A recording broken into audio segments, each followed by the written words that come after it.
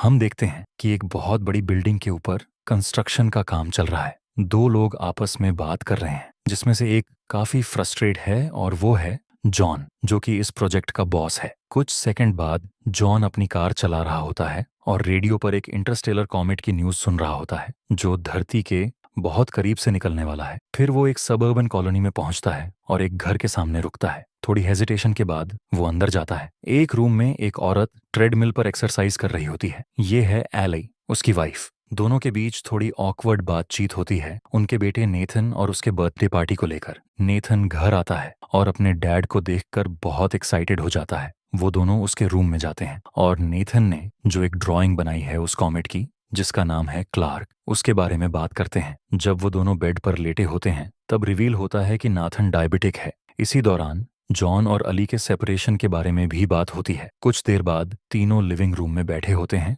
और टीवी पर कॉमेट की न्यूज़ देख रहे होते हैं। बताया जाता है कि वो इंटरस्टेलर बॉडी बहुत तेजी से धरती की तरफ बढ़ रही है और उसके पीछे बर्फ के कई टुकड़े भी हैं जो उसके साथ ट्रैवल कर रहे हैं। रात को जॉन वापस उसी घर में गेस्ट रूम में शिफ्ट होता है। अगली सुबह वो फिर से न्यूज़ सुन रहा होता है, जिसमें कहा जा रहा होता है कि कॉमेट के कुछ टुकड़े धरती पर गिर सकते हैं, लेकिन चिंता की कोई बात नहीं है। वो अपकमिंग बर्थडे पार्टी के लिए ग्रिल साफ कर रहा होता है, तभी एलाई आती है और कहती है कि उसे स्टोर से कुछ सामान लाना होगा। जॉन अपने बेटे नेथन को भी साथ ले जाता है। स्टोर की पार्किंग में पहुंचते ही वो देखते हैं कि लोग आसमान की तरफ देख रहे हैं। कॉमेट अब साफ दिखाई दे रहा है। अंदर स्टोर में शॉपिंग करते हुए जॉन के फोन पर एक प्रेसिडेंशियल अलर्ट आता है और साथ ही ऑटोमेटेड कॉल भी, लेकिन बाकी किसी भी कस्टमर के फोन पर ये अलर्ट नहीं आ रहा। कॉल में बताया जाता है कि जॉन, उसकी वाइफ और उसका बेटा तीनों को इमरजेंसी शेल्टर के लिए सेलेक्ट किया गया है। उसी समय उनके घर के टीवी पर भी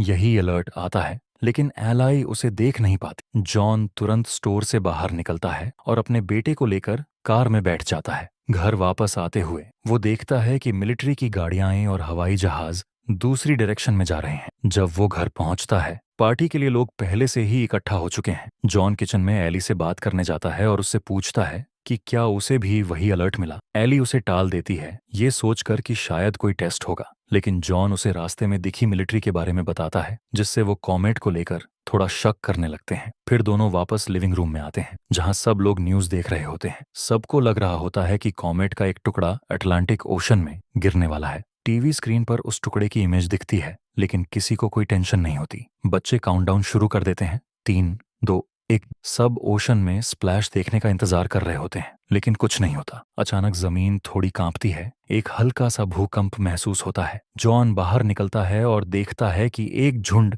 चिड़ियों का अचानक उड़ता चला जा रहा है। तभी एक जबरदस्त शॉक वेव उसे टकरा जाती है, इतनी तेज कि घर के अंदर तक महसूस होती है। जॉन फिर अंदर आता है। सब डरे हुए होते हैं और न्यूज चल रही होती है। न्यूज कास्टर बताता है कि कॉमेट का टुकड़ा फ्लोरिडा के एक शहर पर गिरा है और उसकी शॉक वेव हजारों मील दूर तक महसूस हुई है। वो पूरा शहर तबाह हो चुका है। टीवी पर सैटेलाइट से ली गई इमेज में दिखता है कि कॉमेट कैसे टकराया। लोग सोच में पड़ जाते हैं, क्या और टुकड़े भी धरती से टकरा सकते हैं? तभी जॉन के पास एक और प्रेसिडेंशियल अलर्ट आता है। वो कॉल उसके फोन और टीवी दोनों पर प्ले होती है, ताकि हर कोई देख सके कि मैसेज में क्या है, लेकिन बाकी किसी को वो मैसेज नहीं मिला। उसमें लिखा होता है कि जॉन किसी और को शेल्टर में नहीं ले जा सकता, सिर्फ अपने परिवार को। साथ में एक सिक्योरिटी कोड भी भेजा जाता है, जिससे वो एंट्री ले सके। फोन में प्लेन की डिटेल देखते ही बाकी लोग घबरा कर वहां से निकल जाते हैं। जॉन और एली जल्दी जल्दी पैकिंग कर रहे होते हैं। उन्हें चिंता होती है कि क्या उनके पास बेटे के लिए पर्याप्त इंसुलिन होगा। बच्चा अपने दादाजी के बारे में पूछता है। एली खाना पैक कर रही होती है और साथ में टीवी पर डरावनी न्यूज सुन रही होती है। जॉन नेथन को लेने जाता है, जो कहता है आसमान जल रहा है। जब वो अपनी गाड़ी ड्राइववे से निकालते हैं तो उन्हें पता चलता है कि उनके किसी दोस्त को वो प्रेसिडेंशियल कॉल नहीं आई थी। उन्हीं में से एक उन्हें बताता है कि न्यूज में दिखा रहे हैं कि कॉमेट का एक बहुत बड़ा टुकड़ा, जिसे प्लैनेट किलर कहा जा रहा है, 2 दिन में धरती से टकराने वाला है। जैसे ही वो निकलते हैं, उनका एक पड़ोसी दौड़ता हुआ आता है और उनसे अपनी बेटी को साथ ले जाने की भीख मांगता है, लेकिन जॉन मना कर देता है। गाड़ी में बैठते ही पति पत्नी के बीच बहस होती है। एली कहती है कि अगर हम लड़की को ले भी लेते तो भी उसे एयरबेस में अंदर नहीं जाने दिया जाता। रास्ते में वो देखते हैं कि लोग स्टोर्स को लूटना शुरू कर चुके हैं। तभी उन्हें हाईवे पर बहुत लंबा ट्रैफिक जाम दिखता है, तो जॉन साइड रोड पकड़कर दूसरी तरफ से निकलता है। रेडियो पर चल रही न्यूज में बताया जा रहा होता है कि और भी टुकड़े धरती से टकरा चुके हैं और आगे और टकराने वाले हैं, जिनसे पूरे शहर तबाह हो सकते हैं या शायद पूरी मानव सभ्यता ही खत्म हो जाए। आखिरकार वो एयरबेस पहुंचते हैं, जहां मिलिट्री गार्ड्स खड़े होते हैं। गेट के बाहर लोग जमा हैं क्योंकि उन्हें अंदर जाने की परमिशन नहीं मिल रही। जॉन का परिवार भीड़ को चीरते हुए आगे जाता है और उन्हें एंट्री मिलती है क्योंकि उनके पास वो बारकोड होता है जो उन्हें पहले भेजा गया था। अंदर पहुंचने पर उन्हें वेस्ट बैंड्स दिए जाते हैं पर्सनल आईडी के लिए, और कहा जाता है कि अपना सारा सामान एक छोटे बैग में ट्रांसफर करें। तभी उन्हें पता चलता है कि नेथन का इंसुलिन गायब है। जॉन फौरन कार की ओर दौड़ता है इंसुलिन लाने। दूसरी ओर एली सोल्जर्स को जॉन के बारे में बताने जाती है, लेकिन गलती से वो बेटे की डायबिटीज के बारे में बता देती है, जिससे एक बड़ी प्रॉब्लम खड़ी हो जाती है। उसे एक सीनियर ऑफिसर के पास ले जाया जाता है, जो उसे बताता है कि जिन लोगों को क्रॉनिक कंडीशन है उन्हें प्लेन में जगह नहीं दी जा सकती। एली समझाने की बहुत कोशिश करती है, लेकिन उसे मना कर दिया जाता है। फिर उसे और बेटे को बेस से बाहर निकाल दिया जाता है। उधर जॉन इंसुलिन लेकर वापस आता है और एली को ढूंढते हुए प्लेन्स की तरफ चला जाता है। उसे पता ही नहीं होता कि क्या हो चुका है। वो एक प्लेन में चढ़ जाता है जो टेक ऑफ के लिए तैयार होता है और एली से कांटेक्ट करने की कोशिश करता है। तभी वहीं बैठा एक पैसेंजर इंसुलिन देखकर उसे रूल्स के बारे में बताता है कि क्रॉनिक बीमारी वाले पैसेंजर्स को प्लेन में नहीं ले जाया जा सकता। जॉन घबरा जाता है और प्लेन से उतरने की जिद करने लगता है। तभी अचानक बेस की सिक्योरिटी टूट जाती है और लोग मिलिट्री पर फायरिंग शुरू कर देते हैं। जिस प्लेन से जॉन उतर रहा होता है उसमें फ्यूल लीक होता है।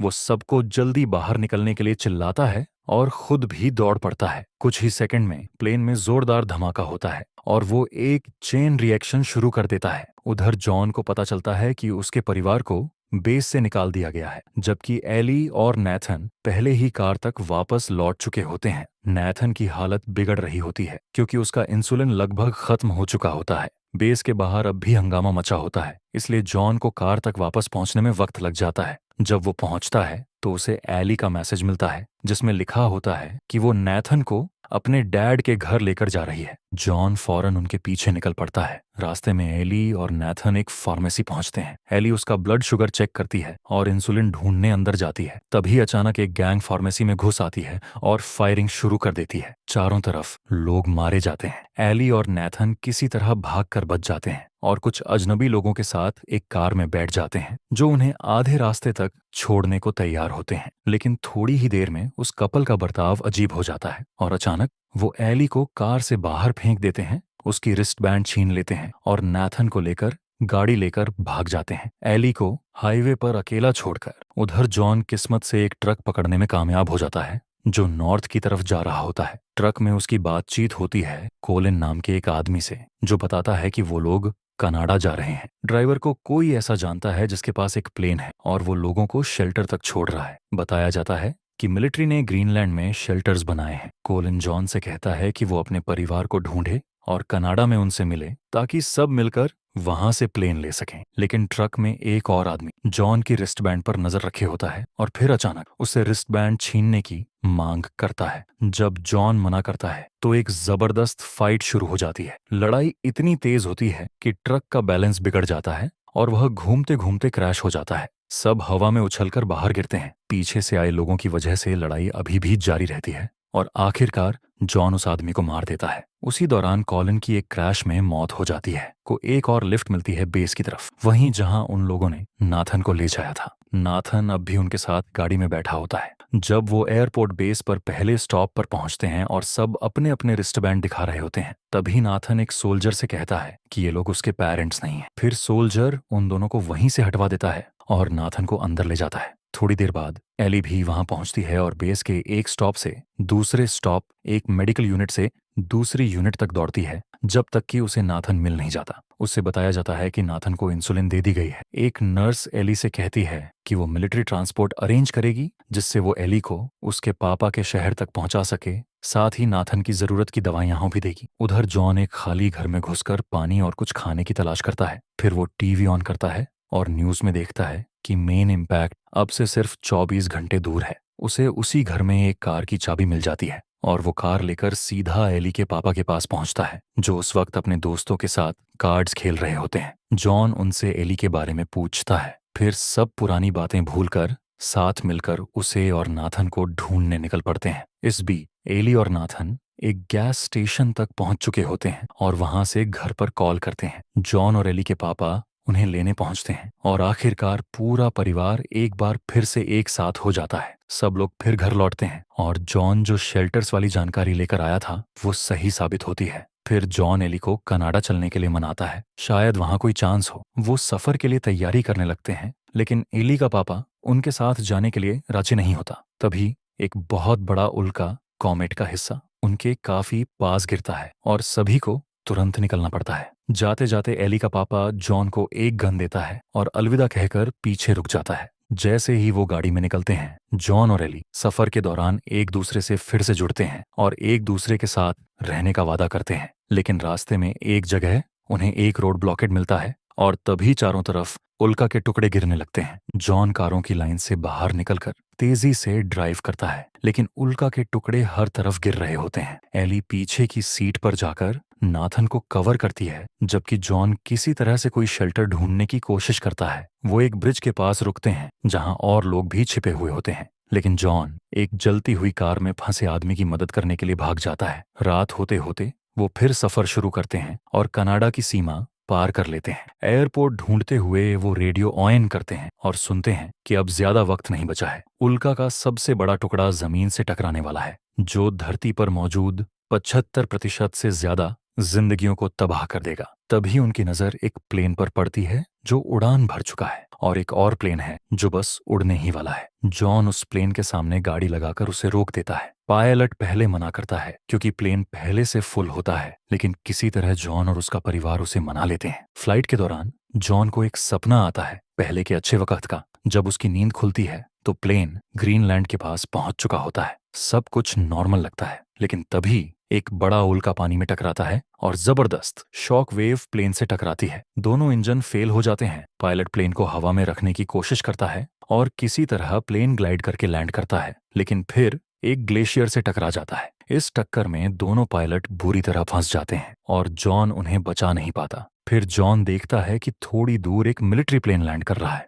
वो अपने साथ के लोगों को वहां ले जाता है और जैसे ही सब वहां पहुंचते हैं, एक मिलिट्री ट्रक उन्हें लेकर शेल्टर की तरफ ले जाता है। अंदर जाते वक्त प्लैनेट किलर धरती से टकराता है। टक्कर की रेंज उन तक पहुंचने में सिर्फ कुछ मिनट का वक्त बचा होता है, इसलिए लोग तेजी से शेल्टर के अंदर और गहराई में जाते हैं। अंदर सब लोग टक्कर का सामना करने के लिए खुद को तैयार करते हैं। तभी एक फ्लैशबैक आता है, जब ये पूरा परिवार पहले की नॉर्मल जिंदगी में साथ था, खुश था। 9 महीने बाद धरती पूरी तरह वीरान हो चुकी है। शहर तबाह, बिल्डिंग्स टूट चुकी हैं। रेडियो सिग्नल चारों ओर सर्वाइवर्स को ढूंढ रहा होता है। तभी एक कनेक्शन बनता है और सुनने वालों को बताया जाता है कि अब धूल बैठ चुकी है, रेडिएशन नहीं है। शेल्टर के हैच खुलते हैं और सामने आता है जॉन और उसका परिवार जिंदा है। उनके सामने बर्बाद धरती का नजारा है, लेकिन उम्मीद की एक झलक भी, एक चिड़िया उड़ती नजर आती है। फिर वो सब धीरे धीरे शेल्टर से बाहर निकलते हैं और जैसे ही धरती को स्पेस से दिखाया जाता है, दुनिया भर से